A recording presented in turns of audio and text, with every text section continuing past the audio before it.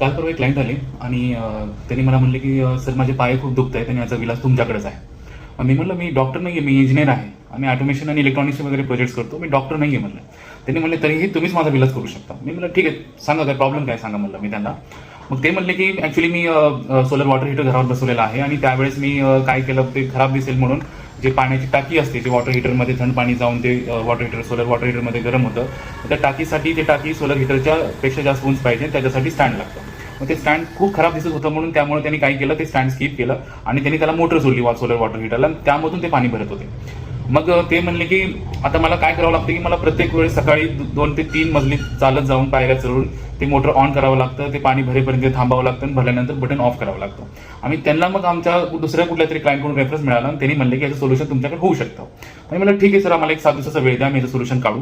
आम्ही 7 दिवसाचा वेळ घेऊन आम्ही त्यांना सोल्युशन काढलं की आम्ही एक डिव्हाइस बनवलं.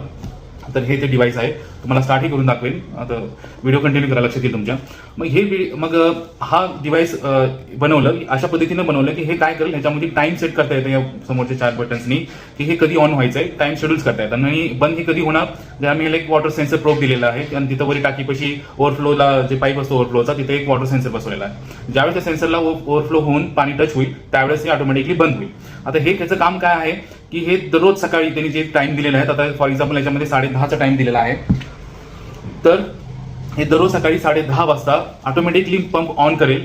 पाणी पूर्ण भरल्यानंतर पाणी ओव्हरफ्लो होईल आणि ओव्हरफ्लो सेन्सर डिटेक्ट केलं की आता टँक फुल झालेला आहे सोलर वॉटर हीटरचा आणि त्या पद्धतीने हे बंद करेल. हे असंच जवळपास हे रोज कंटिन्यू करणार आहे. आता आम्ही ह्याला 4 ते 5 दिवस अगोदर बसवलं, छोटा मोठा इश्यू होता, आम्ही त्याला अपडेट करून आता मी परत बसवायला जातोय आणि हे मला दाखवतोय स्क्रीन कसं आहे. ह्याच्यावर ते स्वतः ऑन आणि ऑफ टाइम सेट करू शकतात.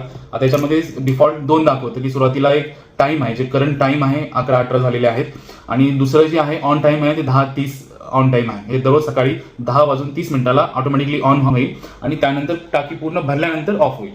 तर हे त्यांना खूप विशेष वाटलं आणि ते खूप क्युरियस आहेत आणि त्याच्यामध्ये खूप खुश आहेत. तर आम्ही असे बरेच प्रोडक्ट्स बनवतो जे आज जगात कुठंच नाहीये. हा प्रोडक्ट जगात कुठंच नाहीये, आम्ही खास आणि त्यांच्या स्पेशल डिमांडवरून बनवलेला आहे. हे असं डिव्हाइस आहे. तर आपण तुम्हाला याचा दुसरा व्हिडिओ मी शेअर करतो लवकरच आणि अशाच वेगवेगळ्या व्हिडिओसाठी आणि तुमचेही काय असं प्रॉब्लेम आहे जीवनामधला की जे एक डिव्हाइस सॉल्व्ह करू शकतो, तर ते तुम्ही आम्ही कमेंट करू शकता. आपण